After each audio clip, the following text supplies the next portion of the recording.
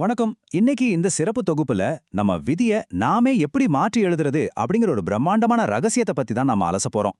இது ஏதோ காத்துல சொல்ற தத்துவம்னு நினைச்சுக்க வேண்டாம். நம்ம வாழ்க்கைய அடுத்த கட்டத்துக்கு கொண்டு போறதுக்கான ஒரு தெளிவான பக்கா வரைபடம்னு கூட சொல்லலாம். சரி, வாங்க அந்த ரகசியம் என்னன்னு தெரிஞ்சுக்கலாம். சரி, இப்போ நேர விஷயத்துக்கு வருவோம். உங்களோட ஒட்டுமொத்த வாழ்க்கைய மாத்தக்கூடிய அந்த சீக்ரெட் வெறும் 10% அடங்கியிருக்குன்னு சொன்னா உங்களால நம்ப முடியறதா? அட ஆமாங்க. அந்த 10% ரகசியம் என்னன்னு நம்ம புரிஞ்சுக்கணும்னா முதல்ல மனித வாழ்க்கையில இருக்கிற ஒரு அடிப்படையான முரண்பாட்டை நாம தெரிஞ்சுக்கணும். அது என்னன்னு பார்க்கலாமா? ஆழமான மூல நூல்கள் எல்லாம் என்ன சொல்லுதுன்னா, ஒரு மனிதனோட பிறப்பிலிருந்து இறப்பு வரைக்கும் நடக்கிற சம்பவங்கள்ல 90% அவனோட கர்ம வினைப்படி தான் நடக்குது. இது நமக்கு ஓரளவுக்கு தெரிஞ்ச விஷயம்தான். ஆனா மீத இருக்கிற அந்த 10% இருக்கு பாத்தீங்களா, அது மட்டும்தான் நம்ம கையில இருக்கிற முழுமையான சுயமுயற்சி. அதாவது எந்த அளவுக்கு விழிப்புணர்வோடு நம்ம செயல்படுறோம் அப்படிங்கிறது. அந்த 10% மட்டும் நீங்க உங்க கண்ட்ரோல்ல கொண்டு வந்துட்டீங்கன்னு வைங்களேன், உங்களை சுத்தி நடக்கிற அந்த 90% விளைவுகளையும் உங்க வாழ்க்கையோட திசையையும் உங்களால நிச்சயமா மாத்த முடியும். இதுதான் முதல் படி. சாதாரணமா ஒரு மனுஷனுக்கு ஒரு நாளைக்கு 60,000 எண்ணங்கள் ஓடிக்கிட்டே இருக்கான். நினைச்சாலே தலை சுத்துதில்ல. இத்தனை எண்ணங்கள் நம்மள பல திசைகள்ல இழுத்துட்டு போகும்போது நமக்கு தேவையான அந்த ஒரே ஒரு எண்ணத்தை மட்டும் நாம விடாப்பிடியா பிடிச்சுக்கணும். அந்த ஒற்றை எண்ணத்தை திரும்ப திரும்ப நினைச்சு அது ஏற்கனவே நடந்து முடிஞ்சிருச்சுன்னு கற்பனை பண்ண தெரிஞ்சா அது உங்க வாழ்க்கையில ஒரு பெரிய மேஜிக்கே உருவாக்கும். அந்த ஒற்றை கவனம் தாங்க எல்லாத்துக்கும் அஸ்திவாரம். இப்போ உங்க மனசுல ஒரு கேள்வி வரலாம். நினைச்சதெல்லாம் இந்த மாதிரி தீவிரமான எண்ணங்கள் மூலமாவே நடந்துரும்னா அப்புறம் எதுக்குப்பா நாங்க ஜாதகம் பார்க்கணும்? எதுக்கு கோவிலுக்கு போகணும்? நியாயமான கேள்விதான். கர்மாவா இல்ல நம்ம சுயமுயற்சியா? இந்த கேள்வியை மனசுல வச்சுக்கிட்டு தான் கர்ம வினைய கரைச்சி நாம எப்படி வெற்றி பெற போறோம் அப்படிங்கிற ரகசிய முறையை இப்ப கத்துக்க போறோம். இது எப்படி சாத்தியமாகுதுன்னு கொஞ்சம் ஸ்டெப் பை ஸ்டெப்பா பார்க்கலாம் வாங்க. முதல்ல நம்ம மனசுல ஒரு கனவு உருவாகுது. அப்புறம் அது ஒரு தெளிவான எண்ணமா மாறுது. அந்த எண்ணம் உங்க மனக்கண்ணுல ஒரு படமா, அதாவது ஒரு இமேஜா உருவெடுக்குது.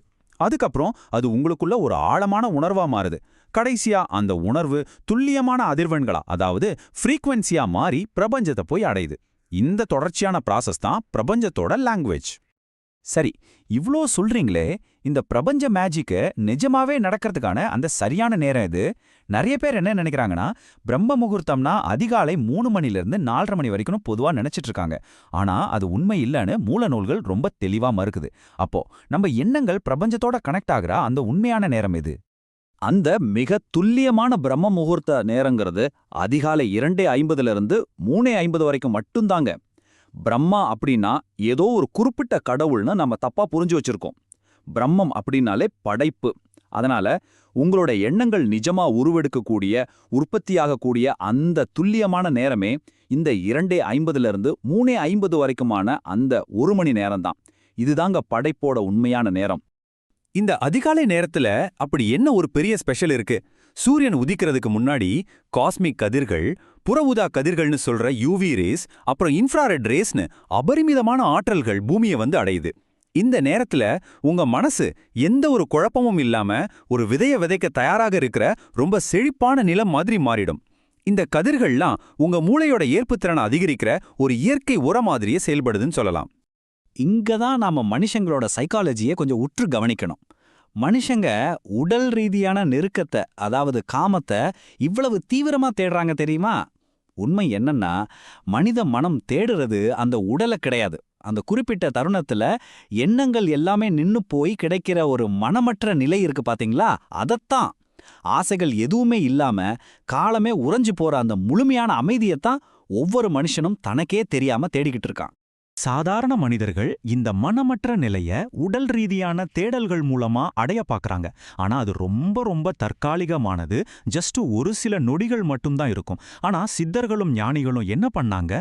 இந்த எல்லையற்ற காலமற்ற பேரின்பத்தை தங்களுக்குள்ளேயே தியானத்தின் மூலமா முழுமையா கண்டுபிடிச்சாங்க. அந்த நிரந்தரமான மனமற்ற நிலைய அடையறதுக்காகத்தான் அவங்க இந்த அதிகாலை பிரம்ம முகூர்த்தத்தையே ஒரு மிகப்பெரிய கருவியா பயன்படுத்தினாங்க. இப்போ அப்படியே கொஞ்சம் கற்பனை செஞ்சு பாருங்க. ரொம்ப அமைதியா இருக்கிற ஒரு ஏரியில ஒரு சின்ன கல்லை தூக்கி போட்டோம்னா அந்த சத்தத்தை நம்மால எவ்வளோ தெளிவா கேட்க முடியும்? அந்த மெல்லிய அலைகள் பரவுறத நம்மால பார்க்கவும் முடியும் இல்லையா? அதிகாலை நேரத்துல உங்க மனசும் அப்படிதான் சலனமே இல்லாத ஒரு ஏரி மாதிரி இருக்கும். அந்த அமைதியான ஏரியில நீங்க போடுற அந்த ஒற்றை எண்ணம் ரொம்ப தெளிவான பவர்ஃபுல்லான அலைகளை உருவாக்கும். இப்போ இதுல ரொம்ப ரொம்ப சுவாரஸ்யமான ஒரு விஷயத்துக்கு வருவோம். நம்ம மனசோட அதிர்வுகள் எப்படி இந்த பிரபஞ்சத்தோட பிசிக்கலா கனெக்ட் ஆகுதுன்னு பார்க்கலாம். நீங்க அந்த அறத்தூக்க நிலையில மயக்கமா இருக்கிற அந்த அதிகாலை நேரத்துல உங்க மூச்சு காத்து வழியா போற ஒவ்வொரு எண்ணமும் சரி, ஒவ்வொரு அதிர்வும் சரி, பிரபஞ்சத்துல நேரடியாக எதிரொலிச்சு நீங்க என்ன கேட்டீங்களோ அதை அப்படியே உங்ககிட்ட திருப்பி தருது. இதை இன்னும் சிம்பிளா சொல்றேன். அதிகாலை 3 மணிக்கு உங்க மனம் ஆல்ஃபா நிலையில எந்த ஒரு கலைகளும் இல்லாத சுத்தமான விளைநிலம் மாதிரி அமைதியா இருக்கும். அந்த வெற்று நிலத்துல ஒரு விதைய போட்டீங்கன்னா அது பாட்டுக்கு தடையின்றி வேகமா வளரும். ஆனா அதுவே காலை 6 மணிக்கு என்ன நடக்கும்? கோடிக்கணக்கான மக்கள் தூங்கி எழுந்து அவங்களோட எண்ண அலைகள் ஒன்றோடு ஒன்று மோதி ஒரு பெரிய குழப்பமான அலைவரிசையை உருவாக்கிடும். அந்த இரைச்சல்ல உங்க எண்ணத்தோட வலிமை கண்டிப்பா குறைஞ்சிடும். நம்ம தினமும் யூஸ் பண்ற விமானங்கள், கார்கள், கம்ப்யூட்டர்கள், மொபைல் போன்கள், இந்த பிரம்மாண்டமான கண்டுபிடிப்புகள் எல்லாம் எங்கிருந்து வந்துச்சுன்னு நினைக்கிறீங்க? இது எல்லாமே மனித மனதோட அந்த ஒன்றுமற்ற தன்மை அல்லது வெறுமை அப்படின்னு சொல்ற அந்த ஆழமான கற்பனை திறனிலிருந்து தான் பிறந்துச்சு. ஒண்ணுமே இல்லாத அந்த வெற்றிடத்துல தான் புதிய விஷயங்களை உருவாக்குறதுக்கான பிரம்மாண்டமான ஆற்றலே ஒழிஞ்சிருக்கு. சரிங்க, சொல்றதெல்லாம் கேட்க ரொம்ப நல்லா இருக்கு. ஆனா இந்த பிரபஞ்ச ஆற்றலை நம்ம எப்படி பிராக்டிக்கலா பயன்படுத்துறது? அதுக்காக நமக்கு கொடுக்கப்பட்ட ஒரு துல்லியமான சக்தி வாய்ந்த செயல்முறை தான் இந்த 48 நாள் பயிற்சி முறை. இது ஒரு கம்ப்ளீட் ப்ளூ பிரிண்ட் மாதிரி. இதை சரியா புரிஞ்சுக்கிட்டு செயல்படுத்தினீங்கன்னா வெற்றி உங்களை தேடி வரும். அது ஏன் கரெக்டா 48 நாட்கள்னு உங்களுக்கு ஒரு டவுட் வரலாம். இதுக்கு பின்னாடி இருக்கிற பிரபஞ்ச கணக்கு ரொம்பவே ஆச்சரியமானதுங்க. 27 நட்சத்திரங்கள், 12 ராசிகள், அப்புறம் 9 கிரகங்கள். இது எல்லாத்தையும் கூட்டினா வர்ற எண்ணிக்கை தான் இந்த 48. இதுதான் பிரபஞ்சத்தோட ஒரு மண்டலம். இந்த 48 நாட்கள் தொடர்ந்து ஒரு பயிற்சியை செய்யும்போது தான் அது உங்க வாழ்க்கையோட அடிப்படை அமைப்பிலேயே ஒரு நிரந்தரமான மாற்றத்தை உருவாக்குது. இந்த பயிற்சிக்கான ஸ்டெப்ஸ் ரொம்ப சிம்பிள், ஆனா ரொம்ப பவர்ஃபுல். ஸ்டெப் 1, அதிகாலை 2:50லிருந்து 4:30க்குள்ள எழுந்திருச்சிடணும். ஸ்டெப் 2, இயற்கையான குளிர்ந்த நீர்ல குளிக்கணும். இங்க நல்லா கவனிங்க, சுடுதண்ணில குளிக்க கூடாது. ஸ்டெப் 3, எந்த எண்ணமும் இல்லாம அமைதியா ஒரு 10 நிமிஷம் ஜஸ்ட் நடக்கிறத வேடிக்கை பார்க்குற ஒரு சாட்சி மாதிரி உட்கார்ந்துருக்கணும். ஸ்டெப் 4, அதுக்கப்புறம் உங்களுக்கு என்ன வேணுமோ அது கிடைச்சிட்டுதா முழுமையான நன்றி உணர்வோடு கற்பனை செஞ்சு பார்க்கணும். அவ்வளவுதான். ஆனா இங்க தான் ஒரு முக்கியமான விஷயம் இருக்கு. இந்த பயிற்சியை தொடர்ந்து செய்யறதுக்கு முதல்ல உங்களோட கர்மவினை உங்களை அனுமதிக்கணும்.